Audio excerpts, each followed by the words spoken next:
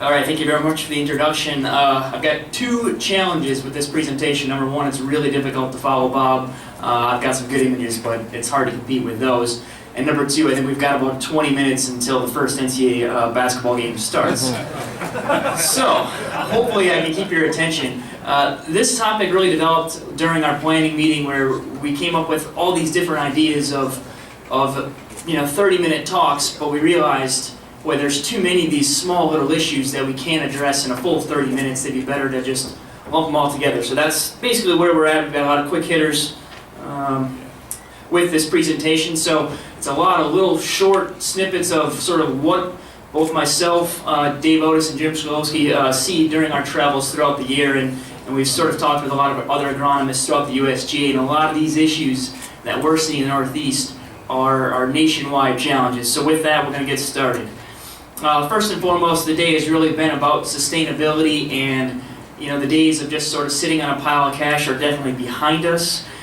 This is some information that a local accounting firm that works with a lot of clubs in the Northeast has provided to me. This is 2011 data, but it's still fairly relevant with where a lot of clubs are at. The cost of maintaining our golf courses is extreme, and there's a lot of reasons why, but number one, I think our expectations oftentimes are far outreaching compared to what we can really produce on a daily basis. And so if you look at some of these totals for, for instance, New York Met area or Long Island, cost per hole, I mean, that's a huge amount of money. And again, overindulgent cosmetics is one of the focuses that we've been doing. So hopefully we can shift it more towards prioritizing our maintenance. And that's, the term that we've heard before probably is maintenance down the middle, really focusing on greens, tees, and fairways, and worrying about the other areas to a lesser degree. They're still important, but again, the focus is where we're trying to hit the golf ball, and hopefully that's starting the tees, moving to fairways, and then onto greens. So one of the ways that a lot of clubs have managed through the tough economic downturn and focused with their maintenance programs down the middle are through these creations of maintenance guidelines or maintenance standards, and this is something that we've touched on in years past. But it's a fairly simple document. It can be very complex, but it generally defines the philosophy of what your golfers are asking for when it comes to conditioning of your golf course. Do we want it, as firm and fast as we can, or are we more focused on making sure the grass is, alive and healthy, number one, and then pushing the envelope from a playability standpoint? It really helps define those essential versus non-essential tasks at each different golf course. And that really helps from a budgeting standpoint. When you're starting to plan for, how we want our greens to be played and how we want them to, be maintained throughout a whole season, that helps determine what kind of agronomic programs you need, and that then in turn helps you define how much money you need to invest in your golf course. And we've written about this. There's been a number of different articles, but this article in particular was written from a general manager standpoint, so it's something that's very useful not only for superintendents but also for club officials and green chairmen alike. So I'd be happy to provide a copy of this article if you'd like. All right, so the first sort of little quick hitter topic is sort of weather extremes. Now, it's hard to think about summer when we're still kind of being annoyed by winter, although it is a nice day today. No question, we've seen some really challenging summer conditions over the past few years. That's manifested itself into a lot of turf problems, especially on our weaker green sites. I would say if I know I'm visiting a golf course that has had any sort of struggles, I can automatically think of some of the initial challenges that they're going to face. Number one is they're going to be air movement challenges. Number two, sunlight issues. Then you go into drainage and everything else. This was kind of a combo of a golf course that had all three of those things working against them. You can see the dense vegetation behind the green.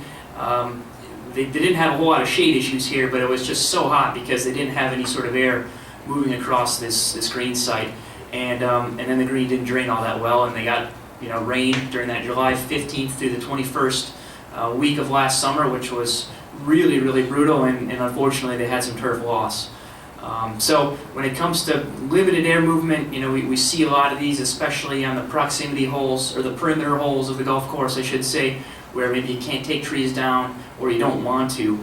And that has a huge impact on the air temperature in that environment. And you guys have experienced this. You get to that one green site and it just seems like it's 10 degrees warmer, and you 3-putt and you just want to get the heck out of there and go to the next hole. The grass doesn't have that luxury, and it can have a huge impact on plant stress. So the solution to this in a lot of cases is to adopt, sort of a program that has really taken hold in the southeast, and that's the use of oscillating fans to help improve air movement naturally or unnaturally on the golf course, but really reduce the stress level that the turf is experiencing. And we've seen a number of courses on Long Island, in New Jersey, in the metropolitan area, all the way through Connecticut and up to New England, where they've really utilized these oscillating fans, whether they're in-ground or they're portable, on a trailer like this, the image on the right, and they've taken some of those green sites that were unmanageable and made them a heck of a lot more sustainable long term. On the flip side, I just saw this actually. I'm big on Twitter, and I saw this that actually the past 6 months has been one of the coldest on record over the past 80 years or something. So whether it's climate change, global warming, whatever the phrase is you want to call it, we've seen some other issues with winter. Some would say the winter that we've experienced is sort of more typical of what we used to see, versus just a few years ago where we didn't have any snow cover, and by this time in March we were pretty busy on our golf courses, playing and enjoying ourselves out there. So the weather is what it is. We can only sort of prepare for it, and the best way to prepare for it is to improve our golf course infrastructure with tree work, with drainage, things like that. So hopefully this isn't something that we experience, and haven't heard too many reports this far south yet of a lot of winter injury, but it's certainly possible. I know a lot of courses further north are still kind of wondering what they're going to see once the snow clears. But again, preparing our golf courses as much as we can for these winter challenges or for summer challenges really starts with the growing environment. No question, we see more winter injury on shaded green sites than those exposed to full sun, and it's just you're producing a healthier plant that can tolerate winter conditions a little bit better. So, all right, next sort of topic is water conservation, and Dave really touched on this with the first presentation of the day. This is a huge issue. Although in the Northeast we don't use as much water as other regions, and we typically get fairly timely rainfall, it's a very big issue that we need to worry about. Water conservation is a global issue. This is Lake Mead. Feeds basically all of the water to Las Vegas. And it's pretty telling when you typically go into Vegas, you lose some money, maybe if you've got enough left to go visit the Hoover Dam, and you see Lake Mead, and oftentimes you'll see the very distinct, it's called a bathtub ring, or it's a mineral deposit ring on the edge where the water levels used to be. Well, that's not related to golf courses. That's related to the snowpack and the mountains that they get. But when you fly into Vegas or you fly out, maybe you play some golf there, especially in the summertime, you see the lush green golf courses, and it's hard to not think one might be related to another. That's sort of the issue that golf is facing. Whether or not we are actually a contributor to some of these issues, it's a luxury sport for many, and so it gets sort of that black eye.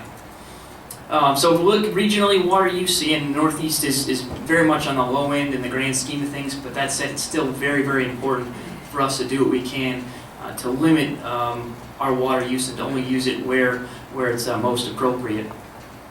I'd like to draw a lot of parallels to other things in my life that might be relatable to some other golfers, and I'm a big snowboarder, and so it's always interesting to hear how the snowmaking industry is addressing some of these same challenges. This was something that this mountain advertised on Twitter. They make a lot of snow. Obviously, this is a mountain in the Poconos where they get some snow, but it's really primarily the base is unnatural snow. And they threw this information out there, advertising to their clientele. Hey, we've got fresh snow. We're making a lot of snow. They used almost 3 million gallons of water, and that was in one weekend.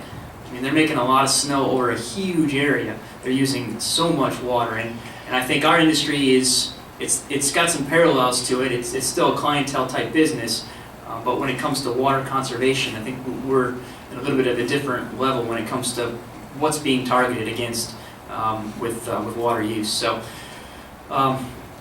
Along the same lines, we are set up for a drought at some point. The drought that's hitting California right now is making national headlines. They're already predicting shortages in crop production and things like that. and it could hit the Northeast. We haven't had one of these severe droughts in a while. This next image was just from a couple years ago where we had a very severe drought in the Midwest. So there's no real reason why we couldn't have these same type of severe droughts in the Northeast, so it's important to plan for it. We've talked about this, I won't get into too much information, but aesthetics should be secondary. I'm not going to say they're not important, because that's just, we need to have some aesthetic appeal, I think, on the golf course, but they should at the very least be secondary. Playability is number one. This is a golf course on the east end of Long Island that maybe some of you have been able to play, and in this situation when they don't have fairway irrigation, it played awesome. Maybe that doesn't look, the ideal, but it played great, and that's really what's most important.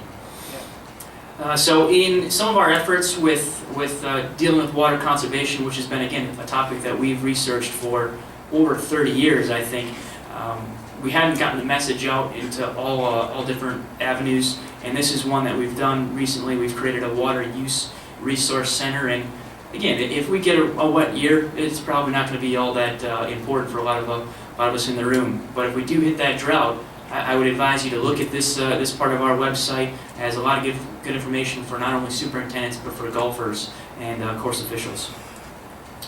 Okay, next sort of topic is bacterial wilt of bentgrass. This is one that's made a lot of headlines recently too, really starting in 2010, which is one of the hottest years on record. And we're in POA country here. We look at bentgrass as a good option when we just can't maintain POA greens, and unfortunately we're probably too good at maintaining POA greens because it is a weak grass. We look at bentgrass as sort of the savior, and it certainly is a lot stronger, but it has some issues, and this was one that made some headlines with this particular disease affecting bentgrass. So a little bit of information for more superintendents in the room now than the club officials, but it's a new disease. 2 different bacteria seem to be involved. I won't get into too much specifics, but we've done a lot of the USGA has funded a lot of research. We didn't actually do it. But we're looking more into this disease to make sure that it's not a major issue, that if it becomes a major issue, we can have all the tools in place. So it does seem like this is the latest information from NC State. It does seem that Primo Max may be involved in the etiolation when it comes to the Acetovorax part of the disease. But if you have the Xanthomonas campestris, part of it not quite as relevant. Again, I know I'm losing some green chairman right now. Just one slide. Kind of, along the same lines, other PGRs like Cutlass and Trimmett appear to reduce the etiolation between these two. There is some control measures out there preventatively, but they haven't been all that successful. Curatively, there seems to be material out there that's not labeled for use in turf grass. So the point is, this is kind of an image. I don't know how well it reads on that screen. The point is, we still have a lot to learn about this disease, and unfortunately, if you have it, there's more questions than answers, and the best solution is to really back off when it comes to how aggressive you're maintaining your greens, especially in the heat of the summer. Okay, another quick hitter again, aggressive golf shoes. This is something that has been a topic amongst superintendents, agronomists, club officials across the entire U.S., and actually even some info from other parts of the world. We've seen a rise, I think, with the aggressiveness of golf shoes, and as a result, turf conditions are just suffering, especially under wet conditions. And we do as much as we can to keep the turf dry, but when Mother Nature doesn't allow us that, we see these golf spikes causing a big issue. Not to pick on Adidas necessarily, but I did a survey, a very informal survey of all my Twitter followers, and they all kind of commented, this shoe seems to be the most detrimental, whether it's particular to Adidas Zero or not. But if you look at the golf spikes, I don't know who's got the swing speed that really requires golf spikes that aggressive, but a number of superintendents have commented to me that they feel they'd much rather have metal spikes than these soft spikes. So not just Adidas, I think there's other spikes in particular that maybe are the issue, but it's a spike issue. It's also a player etiquette issue that we need to focus on.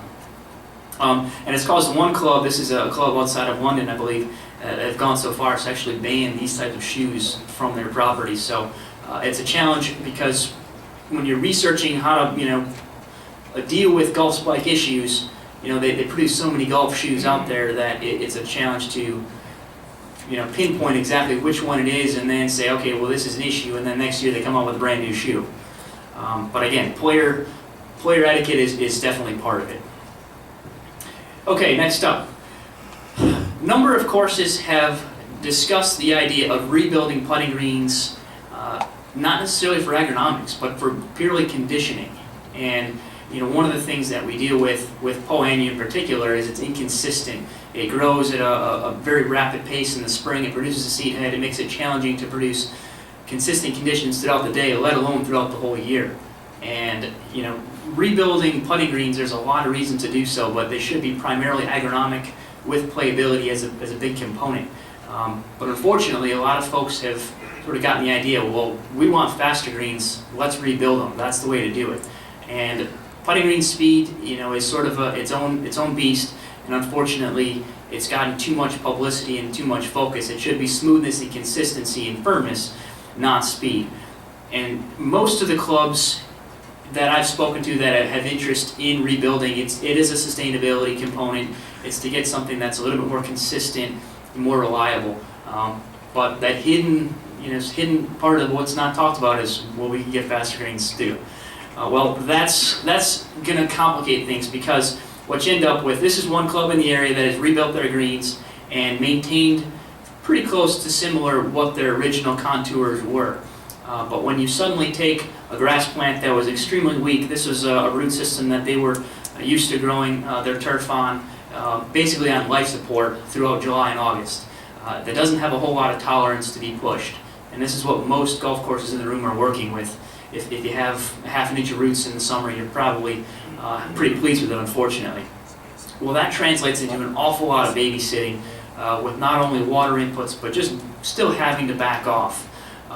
Versus rebuilding, where you could get a root system that's 3, 4, 5 times the length. And that translates into a stronger plant that can be pushed a little bit harder.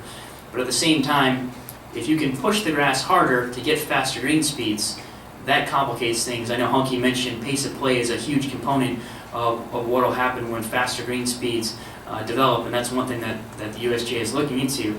But it requires then greens to be flatter. If you're going to maintain your speeds at such a rapid pace, you lose hole locations dramatically. And I think that takes some of the character out of a lot of really good golf greens. Imagine, some of the greens like National Golf Links that have some huge undulations and they're really big. If the green speeds are maintained at a certain point where even those greens have to be flattened to provide enough hole locations, that's really a detriment to the game of golf as a whole. So I would say be careful what you wish for when it comes to rebuilding greens. Some people might want green speeds of 12, 13 plus, but in most cases, you're going to end up with something like this, kind of a boring, flat surface, as opposed to something like this. A little bit more undulation, a little bit more predictability as to how the slope is going to react, but at the same time, you can't force the issue with green speeds that are ultra fast, or you're going to lose your hole locations. Or then this is the result. You need to build really, really big greens. This is the green behind the USGA museum. It's about 16,000 square feet, and it's got a lot of undulations to it. But that's kind of what you have to go after. It's slope and speed don't mix well together. Okay, in some instances when the green is just ultra small and very sloped, rebuilding then is an option. But keep in mind that just because you can rebuild a green and put on a more reliable turf species, that doesn't mean it needs to be maintained at an ultra fast pace. Okay, bunker prep. Real quick on this one, this is an image from Oakmont. John Zimmers had shared with me. This is sort of the old days, if you will, with bunker prep. That's a hazard. Getting a little bit ahead of ourselves now with what we do with our bunkers. We're preparing them in some cases on a daily basis, and it certainly should be backed off an awful lot. And I know Dave mentioned that we have adjusted our bunker preparation, but in all seriousness, this isn't all that uncommon to see at a golf course on a daily basis. It doesn't look too bad. It's obviously hand-raked.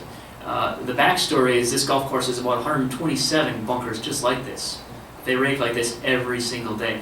That's a huge labor sink, and for what? Again, an area that we're supposed to be avoiding. So did another quick poll of a lot of superintendents actually in the Northeast, and this is not too uncommon for bunker prep, where you're hand raking just about every day, or maybe you have every couple of days. 130 events. It could cost you about $20,000 just in labor, just to rake the bunkers, let alone adding sand, adjusting the depth to make sure we don't have a lot of plug lie issues, things like that. Bunkers are a huge labor and material sink. And so if we focus our efforts, again, maybe not on producing the perfect lie, or trying to produce the perfect lie and just treating them like hazards, we'll be better off long term. All right, so the last quick topic here, golf carts. This was kind of a challenging article that I've written, and it's not published yet, but we often hear the idea that golf carts are what's keeping some courses in business, and we need to have these golf carts because of the profit that they bring in, and that's really not the case. So what I did, I gathered some data. This was actually from the National Golf Foundation to track how golf carts have changed over the past. And it's unfortunate that golf has really transitioned from a walking game to a riding game for many. We've seen the golf cart use rise from about 44% in '94 to 70% or so. That is 2006, so it maybe has changed a little bit. But people are not walking or pulling their own, pulling a cart or carrying their own bag nearly as much as they used to. And caddies, forget about it. That's pretty much gone by the wayside at most facilities. And that's a big challenge. Because with that much golf carts, we manage our golf courses a heck of a lot differently than if we didn't have as many golf carts on there. That translates into more water, more fertilizer, more site-specific maintenance. So the question is, okay, they bring in money, but do they really bring in that much? So bigger challenges, obviously, with a lot of courses in the Northeast. We've got topography that we have to deal with. For newer courses that maybe built, especially any resort courses, they're just not as easy to walk as sort of the early courses. This is a picture from, I think the 7th tee at St. Andrews. The tee is about 20 feet from where the flagstick was in that particular day. It's a real easy course to walk. We've got some challenges with where we have put golf courses and some of the distances that we need to walk, but nonetheless, we can walk more. So to develop this article, I did a survey, got about 180 responses from different folks, superintendents, club officials, golf professionals that all kind of added some input onto golf carts and how their use and maintenance interactions go in together. So run through this real quickly, but I used a lot of assumptions. So this isn't a perfect survey for everyone in the room, but I used a lot of information from people that are in the room. So some of them are going to be actually very accurate. So the golf cart fleet is, kind of the big beast in and of itself. For this survey, I made an estimate that about 60 electric carts are part of your fleet. You've got paths, but they're not wall-to-wall, and they're typically asphalt paths. Made some assumptions as to the cost of labor and the cost of gas. And then the big assumption was rounds of golf played. I estimated at 25,000 rounds of golf, which is high for probably everyone in the room here. But this was an article that's supposed to be relevant nationally, so I had to pick a number and go with it. And then I went with all of those 25,000 rounds, 69% of them used carts, with an average cart fee of $15. And so that allows me to calculate a projected revenue. And then we just started looking at what do we do to maintain our cart fleet, what do we do to maintain our golf courses based specifically on carts, and then what are some of the hidden costs that we often forget about. So I'll just kind of run through all these and get to the final numbers. But cart replacement is really the biggest expense, whether you do that every year or every couple of years. But then there's just the little things like cleaning supplies, cart storage, additional rental for carts, the electricity or the gas that you use to just fuel the carts. What about all the money that we spend on cart paths? Now granted, we use these for maintenance vehicles, but most of the time the damage, the wear and tear, the replacement of these cart paths are due directly because of the golf carts that are being used on them. And then finally, there's just some hidden maintenance costs. The time it takes to move ropes and stakes under your golf course. As golfers, most of the time you probably don't see it unless you play early in the morning. But everything needs to be mowed, and all that stuff needs to be moved. And the more rope and signage management you do, the better traffic is going to be dispersed throughout your property, and so then you have hopefully less wear and tear. But that all adds up to a cost as well. So if we sort of get down to projecting gross revenue with all the cart expenses, that's really the nuts and bolts of this, so I'll just skip to that. But again, this is the projected revenue that I made based on $15 a cart with 69% of your rounds being played with a cart. So I estimated 25,000 rounds a year, but But if you see you're at 15,000 rounds a year, let's see if we get the pointer here. If you're at 15,000 rounds a year, you could expect about $150,000 gross revenue with charging 15 bucks a cart. Well, again, that's gross cart revenue. You have to take into all those expenses that I just mentioned before. And it kind of depends on where you are, what's the facility mission, what kind of club, are you trying to be the top level club or just sort of middle of the tier. But the higher quality golf course you want, the more you need to invest in all those expenses that relate to golf cart traffic. So when I added everything up, and again, it's not going to be perfect for everyone in here, but if you're a high level club that runs really good conditions, you might expect to see a gross cart revenue of maybe $250,000. But the expenses associated with everything you're doing just to manage those carts could be over $100,000. So your net revenue is a heck of a lot lower than what your gross revenue, which is what most people end up talking about. And so it's not necessarily to say, hey, you need to eliminate your golf carts, but let's look at the money that you bring in from golf carts and find out where that money is being distributed. If you want better conditions, but don't want to see fewer golf carts, maybe invest more of that revenue towards your maintenance of your golf course. So again, I kind of glossed through that, but that article will be coming out hopefully soon, and it'll be much more in depth.